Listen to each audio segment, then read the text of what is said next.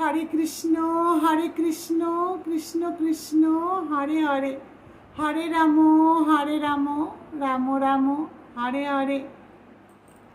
জন্মটা মানুষের ভাগ্যের উপর নির্ভর করে, কিন্তু মৃত্যুটা কিসের উপর নির্ভর করে জানো?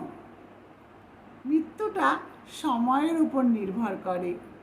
আবার মৃত্যুর পরেও মানুষের মনে বা মানুষের হৃদয়ে বেঁচে থাকাটা কিসের ওপর নির্ভর করে জানো? কর্মের ওপর। অর্থাৎ জীবিত অবস্থায় যদি ভালো কর্ম করতে পারো, তাহলে মারা গেলে বা মৃত্যুর পরেও লোকেদের মনে থাকবে যে না, উনি খুব ভালো কাজ করে গেছেন, উনি খুব ভালো ব্যক্তি ছিলেন, উনি খুব ভালো মনের মানুষ ছিলেন। তাই মৃত্যুর পরেও মানুষের হৃদয়ে বেঁচে থাকাটা কর্মের ওপর নির্ভর করে।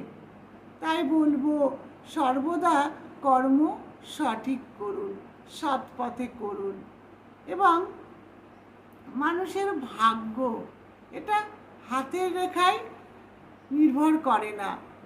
মানুষের ভাগ্য হাতের রেখায় থাকে না। কোথায় থাকে জানেন? মানুষের কর্মে। কর্ম যদি ভালো করে, ভাগ্য ভালো হয়ে যায়। তাই বলবো, কর্মের ওপর জোর দিন। কারণ কর্ম যদি সঠিক করা যায়, ভাগ্য আপনা থেকেই ভালো হয়ে যাবে।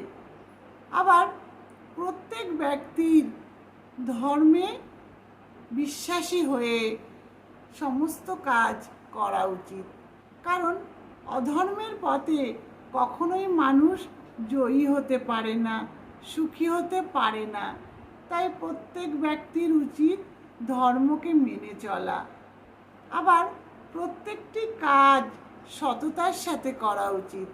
কারণ যদি কুপথে কোনো কাজ করা যায়, তাহলে ভগবান খুশি হন না। এর ফলে কি হয়? ভগবান যদি খুশি না হন, তাহলে আমাদের সেই কাজটা বুঝতে হবে কখনোই ভালো নয়। তাই সঠিক পথে থেকে, সৎ পথে থেকে কর্ম করুন।